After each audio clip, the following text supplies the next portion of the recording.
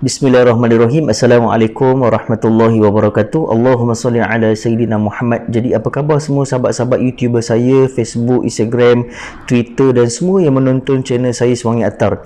Jadi hari ni saya nak kupas iaitu berkaitan dengan isu ataupun hukum fiqh iaitu wali. Ramai yang tidak menitik beratkan tentang wali. Okey, saya nak cerita tentang wali.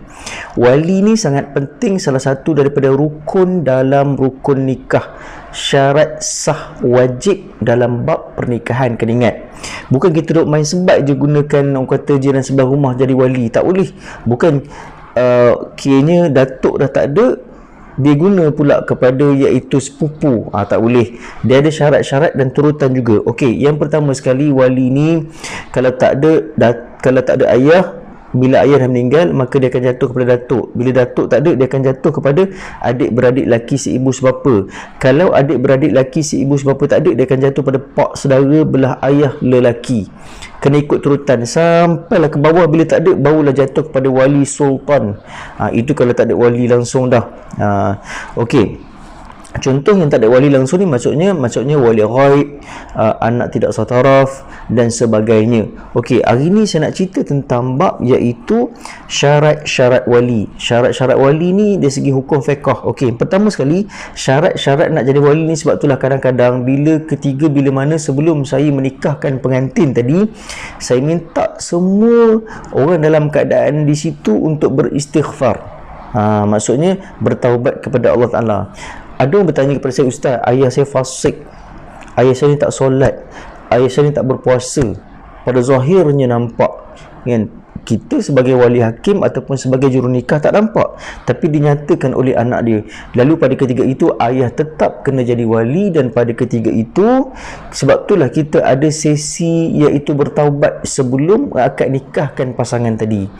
Ramai yang takut bila mana ayah dia menjadi wali, macam contoh ayah tak solat, ayah tak pergi masjid, ayah tak baca Quran, sepanjang hidup tak solat, boleh jadi wali? Kalau boleh, serahkan kepada wali hakim ketika bila mana lafaz akad nikah tadi, macam biasa dilakukan oleh pasangan-pasangan ataupun tertib dalam perkahwinan tadi. Okey, saya nak beritahu kat sini, yang pertama sekali, hendaklah syarat-syarat menjadi wali tadi, hendaklah dia Islam. Lelaki kafir tidak boleh mengahwinkan perempuan Islam kerana orang kafir tidak berkuasa ke atas orang Islam. Maksudnya di sini, saya nak cerita di sini, maksudnya kalau sekiranya saya pengantin lelaki nak berkahwin dengan wanita ni tadi, dan wanita ni tadi ayah dia adalah orang kafir ataupun belum lagi memeluk agama Islam, dan pada ketika itu dia seorang je memeluk Islam, dia mu'alaf yang pasangan saya nak nikahkan tadi. Lalu pada ketika itu ayah dia tidak boleh jadi wali, sehinggalah ayah dia ni melafazkan kalimah syahadah dan memeluk agama Islam, baru boleh jadi wali pada ketika itu. Okey, hal ini berdasarkan firman Allah Ta'ala yang berbunyi, Bismillahirrahmanirrahim, walan taj'alallahu lil kafirina 'alal mu'minina sabila, yang bermaksud, dan Allah sekali-kali tidak akan memberi jalan kepada orang-orang kafir untuk memusnahkan orang-orang beriman. Surah An-Nisa ayat 141. Maksudnya Allah Ta'ala ni tidak akan memberi langsung peluang kepada orang kafir ataupun orang bukan Islam ni untuk menindas orang Islam. Jadi okey, hal ini juga adalah kerana wali dalam perkahwinan berdasarkan pembahagian harta pusaka, sedangkan orang Islam dan kafir tidak boleh saling mewarisi. Jadi untuk mewarisi harta pusaka ni adalah waris kepada waris, belah ayah macam mana, belah ibu macam mana. Maksudnya dia ada nasab-nasab yang mengikut hukum syarak yang telah ditetapkan. Okey, walaupun begitu, lelaki kafir boleh mengahwinkan perempuan kafir yang lain walaupun kepercayaan agamanya berbeza. Orang kafir boleh kahwin dengan orang kafir sahaja. Jadi dia tidak boleh jadi wali kepada pernikahan orang Islam. Contohnya lelaki Yahudi boleh mengahwinkan perempuan Kristian dan sebaliknya. Jadi lelaki Yahudi boleh mengahwinkan perempuan Kristian, dia boleh kahwinkan. Maksudnya kalau sekiranya ayah dia ni beragama Kristian, dia kena dengan agama dia saja, tidak boleh campuri urusan keagamaan kita. Okey, hal ini berdasarkan firman Allah Ta'ala yang berbunyi, adapun orang-orang yang kafir, sebahagian mereka menjadi pelindung bagi sebahagian yang lain. Surah Al-Anfal ayat 72. Okey, yang kedua pula dari segi hukum, syarat-syarat dia mestilah adil. Maksud adil kat sini ialah tidak melakukan dosa besar, tidak mengekalkan dosa kecil, dan tidak mencemarkan maruah diri seperti kencing di jalanan, berjalan tanpa kasut dan seumpamanya. Jadi dia kena adil kepada diri sendiri, maksudnya dia tidak melakukan dosa besar, syirik kepada Allah Ta'ala, derhaka kepada ibu bapa dia, dan juga berzina dan sebagainya, minum arak dan sebagainya. Jadi elakkan. Kalau kita nak jadi wali pada pernikahan anak kita, kalau boleh kita bertaubat dulu kepada Allah Subhanahu Wa Ta'ala, sebab kesian kepada anak perempuan kita yang nak berkahwin. Sebab wali ni dia akan efek kepada perkahwinan anak tadi. Kebahagiaan anak tadi bergantung kepada keberkatan wali yang mengakad nikah, yang menjadi wali pada pernikahan anak perempuan dia tadi. Yang ni saya biasa pesan kepada wali-wali, kalau nak jadi wali, kalau boleh istighfar dulu dan bertaubat kepada Allah Ta'ala, sebenar-benar bertaubat. Okey. Justru wali yang fasik, iaitu tidak adil, tidak boleh mengahwinkan perempuan yang beriman. Bahkan hak perwalian berpindah kepada wali adil yang seterusnya mengikut urutan. Hal ini berdasarkan hadis Rasulullah sallallahu alaihi wasallam yang berbunyi, dalam satu hadis Nabi yang berbunyi, tidak sah nikah melainkan oleh wali yang mursyid. Wali yang mursyid apa? Iaitu wali yang baik, wali yang beriman kepada Allah Ta'ala, yang warak. Tapi nak dapat wali yang warak susah sekarang ni, sebab kadang-kadang ialah ayah kita. Kita tahu sendiri siapa ayah kita, ya. Okey. Imam Asy-Syafi'i rahimahullah berkata, maksud mursyid dalam hadis tersebut ialah adil. Hal ini adalah kerana fasik merupakan kekurangan yang merosakkan persaksian dan ia menghalang perwalian dalam perkahwinan. Pendapat yang lain menyatakan bahawa adil bukan menjadi syarat dalam perkahwinan. Hal ini adalah kerana kelayakan menjadi wali adalah berdasarkan kepada pertalian waris yang menimbulkan perasaan kasih sayang untuk kebaikan orang di bawah jagaannya, sama ada dia bersifat adil ataupun sebaliknya. Hal ini adalah kerana meletakkan syarat adil kepada wali menyebabkan berlakunya kesulitan yang besar disebabkan orang yang adil sedikit sahaja bilangannya. Macam saya beritahu tadi, orang yang adil sedikit saja bilangan je. Lebih-lebih lagi pada masa ini, pada zaman mana-mana sekalipun, tidak boleh diketahui ada orang fasik yang dilarang mengahwinkan anak-anak perempuan mereka. Okey, yang ketiga pula, hendaklah wali tadi baligh. Pernah berlaku, saya pernah buat siasatan wali kepada, iaitu pengantin ni dia nak berkahwin, langsung tidak ada wali, yang ada cuma adik lelaki dia saja yang suara baru nak garau. So kita kena tanya kepada wali tadi, iaitu adik dia, adakah dia ni dah mature ataupun dia dah matang, dia dah bermimpi basah. Sebab wali ni dia kena baligh. Kalau tak baligh tak boleh. Maksudnya berpindah kepada wali lain pula. Ya, maksudnya yang ketiga tadi syarat dia iaitu baligh. Kanak-kanak tidak boleh menjadi wali, ini kerana dia tidak berkuasa atas dirinya sendiri, apatah lagi terhadap orang lain. Jadi hukum dari segi fiqh perkahwinan ataupun fiqh munakahat, syarat menjadi wali tadi hendaklah baligh. Kalau dia tak baligh, dia tidak boleh jadi wali, sebab dia sendiri pun tidak boleh memimpin diri dia. Dia tak baligh lagi, solat pun masih lagi baru nak belajar. Jadi yang keempat pula iaitu berakal. Syarat nak jadi wali ni kena berakal, iaitu orang gila tidak boleh menjadi wali kerana dia tidak dapat menguasai dirinya sendiri, apatah lagi menjadi wali terhadap orang lain. Maksudnya dia kena berakal dan tidak boleh orang gila. Maksudnya orang tanya pada saya, ustaz, kalau sekiranya ayah saya tadi nyanyuk, boleh tak dia jadi wali? Okey, ini isu yang sangat penting untuk kita kupaskan. Kalau sekiranya wali tadi nyanyuk, contoh wali tadi nyanyuk, lalu pada ketika itu wali tadi nyanyuk langsung, tak ingat langsung, lupa kepada anak dia ataupun lupa langsung, maka pada itu berlaku kemudaratan, maka wali tadi akan berpindah kepada yang lain. Tapi kalau sekiranya dia nyanyuk yang bukan kekal tapi sementara, maka wajib ke atas ayah dia tadi menjadi wali. wajib ke atas dia menjadi wali. Dan dalam prosedur perkahwinan dia disebut sebagai wakalah kalau sekiranya ayah masuk penjara ataupun ayah tak dapat hadir menghadiri perkahwinan anak dia tadi, hendaklah dia baca wakalah. Wakalah ni iaitu penyerahan, satu surat penyerahan. Ayah dia lafaz di hadapan qadi ataupun ayah dia melafazkan di hadapan juru nikah, menyatakan ayah dia memberi penyerahan kepada wali hakim untuk menikahkan anak dia pada ketika itu. Itu dipanggil wakalah. Yang ni pengantin kena faham. Isu ni pengantin kena faham. Sebab saya ingat lagi ketika bila mana saya nikahkan satu pasangan di Masjid Abu Bakar, di Masjid Temeloh, beberapa tahun yang lepas, ketika bila mana ayah dia ni tak dapat hadir. Ayah dia berada di Kelantan dan hanya ada surat wakalah saja yang menyerahkan, iaitu ayah dia menyerahkan pernikahan tadi untuk saya menjadi wali pada pernikahan anak dia tadi.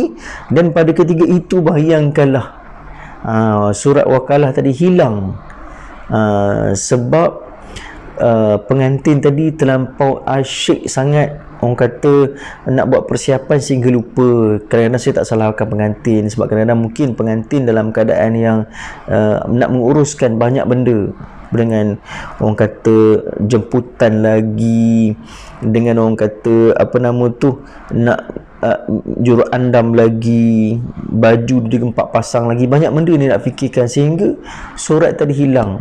Sehingga pada ketika itu saya nak nikahkan dah, saya tanya mana wakalah. Dia kata wakalah cari-cari rupanya hilang. Lepas tu balik semula ke rumah dia, tengok-tengok wakalah tu, sekeping wakalah tadi ada bawah katil dia. Dan pada ketika itu berlakulah keterlewatan untuk mengakad nikahkan dia, sebab kena cari wakalah. Sebab saya tak boleh nikahkan dia tanpa ada wakalah tadi, sebab ayah dia, bukti penyerahan ayah dia menjadikan saya ni sebagai wali, sebab ayah dia tidak dapat hadir pada ketika itu. Contoh wakalah ni boleh buat kalau sekiranya ayah tadi uzur sangat, langsung tak boleh dengar, pekak dan sebagainya, ataupun uzur syar'i yang tidak terlepas kepada dia untuk menjadi wali pada pernikahan anak dia, boleh baca wakalah. Okey, wakalah ni boleh dibaca di hadapan juru nikah ataupun al-fadil qadi. Okey, seterusnya pula iaitu ada orang bertanya pada saya, Ustaz, sekiranya wali saya ni tadi dia nyanyuk yang sementara, boleh tak jadi wali? Okey, sebab kita akan bertanya kepada dia. Kita akan tanya pada dia, iaitu kadang-kadang bila saya tanya, pakcik nak tanya siapa nama isteri pakcik, kalau dia ingat lagi nama isteri dia Hasnah, maksudnya maksudnya dia tetap juga kena jadi wali. Kalau sekiranya kita tanya pada dia, pakcik ingat tak nama isteri pakcik? Entahlah, pakcik tak ingat, kadang nama Bedah, kadang nama Hasnah. Lepas tu dia termenung, lepas tu nampak pada diri dia ada surat daripada doktor mengatakan dia ni memang nyanyuk yang kekal ataupun nyanyuk yang bukan sementara, maka tak boleh jadi wali kepada pernikahan anak dia. Okey, seterusnya pula iaitu yang kelima, iaitu tiada penyakit yang mencacatkan fikiran. Yang kelima ni pula iaitu tiada penyakit yang mencacatkan fikiran. Okey, maksudnya di sini orang yang cacat fikiran kerana tua atau nyanyuk tidak boleh menjadi wali. Hal ini adalah kerana mereka tidak mampu memilih pasangan yang sepadan. Sekiranya wali itu pitam, hendaklah ditunggu sehingga dia pulih semula. Hal ini adalah kerana pitam itu hanya berlaku dalam masa yang singkat, sama ada seperti tidur. Okey, kalau sekiranya ini yang mencacatkan fikiran.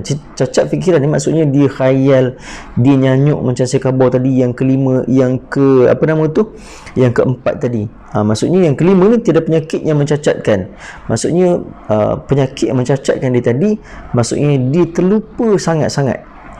Maka dia tidak boleh jadi wali, terlupa sampai tak ingat nama sendiri, sampai tak ingat nama isteri, sampai tak ingat nama cucu, sampai tak ingat nama anak-anak dia yang boleh mencacatkan fikiran dia, maka terlepas kepada dia untuk menjadi wali pada pernikahan. Dan pada ketika itu kalau sekiranya wali tadi pitam sekejap, waktu maklumlah gabra, banyak benda nak bayar kebau lagi, bayar lembu lagi, lepas tu macam-macam ayah ni yang dia nak ingat.